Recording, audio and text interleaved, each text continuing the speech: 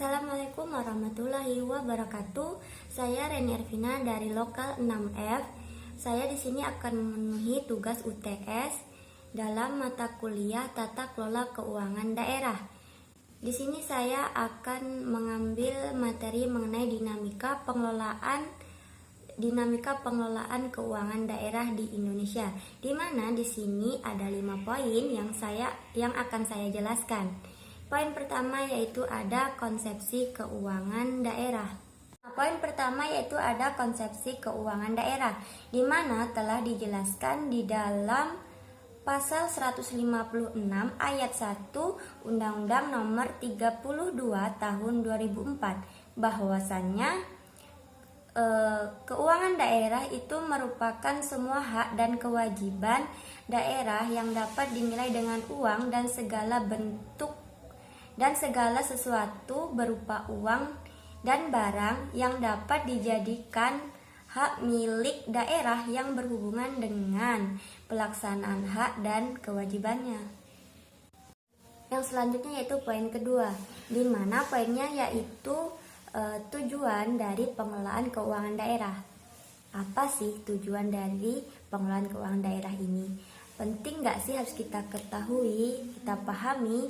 Nah, ini adalah sesuatu hal yang penting untuk kita ketahui apa tujuan dari adanya pengelolaan keuangan daerah tersebut.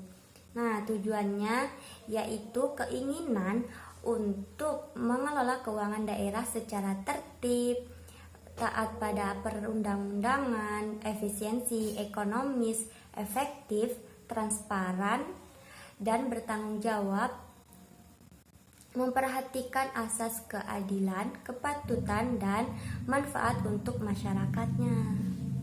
Selanjutnya yaitu ada poin ketiga. Poin ketiga yaitu pentingnya anggaran daerah. Kita sebagai warga negara Indonesia kita harus mengetahui penting nggak sih anggaran yang ada di daerah. Seperti contohnya daerah kita sendiri, misal anggaran di Kota Jambi, di Tanjung Jabung Barat, Tanjung Jabung Timur. Alangkah baiknya kita mengetahui anggaran daerah yang ada di daerah tersebut, karena itu bisa dikatakan sangat penting untuk kita ketahui. Nah, di sini pentingnya anggaran daerah. Dikatakan penting, anggaran daerah dikatakan penting karena penganggaran dilakukan melalui mekanisme perencanaan pembangunan dari atas ke bawah dan dari bawah ke atas, di mana dalam perencanaan operasional tahunan yang tertuang dalam anggaran pendapatan dan belanja daerah atau yang biasa kita kenal dengan APBD itu merupakan sebuah penjabaran dari pokok-pokok kebijaksanaan yang telah ditetapkan dalam dokumen rencana pembangunan daerah.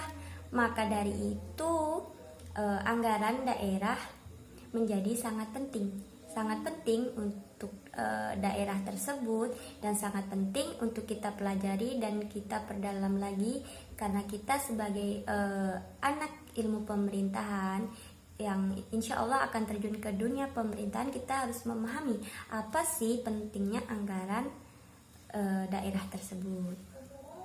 Nah, memasuki poin keempat, di sini kita akan membahas mengenai sumber pendapatan daerah.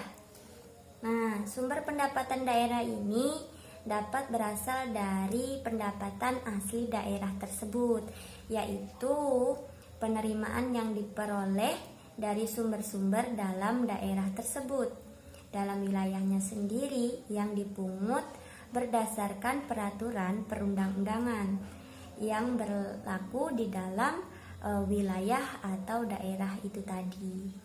Nah, di mana sumber pendapatan daerah itu tadi dapat terdiri dari beberapa unsur, di mana unsurnya tersebut antara lain yaitu dari pajak daerah, retribusi daerah, dan hasil perusahaan milik daerah, dan masih banyak hasil pendapatan asli daerah tersebut.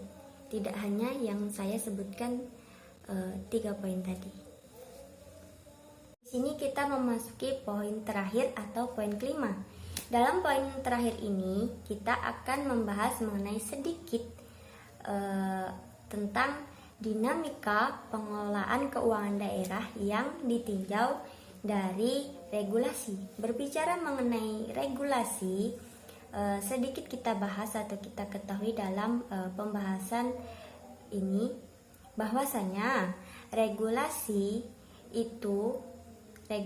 pengelolaan keuangan itu telah sesuai dengan peraturan perundang-undangan nomor 12 tahun 2019 mengenai pengelolaan keuangan daerah, di mana untuk melaksanakannya perlu menerapkan peraturan Menteri Dalam Negeri tentang pedoman teknis pengelolaan keuangan daerah. Nah, itu adalah sedikit penjelasan mengenai dinamika pengelolaan keuangan daerah yang ditinjau dari regulasi.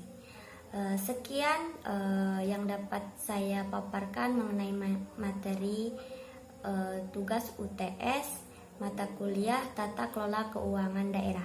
Wassalamualaikum warahmatullahi wabarakatuh.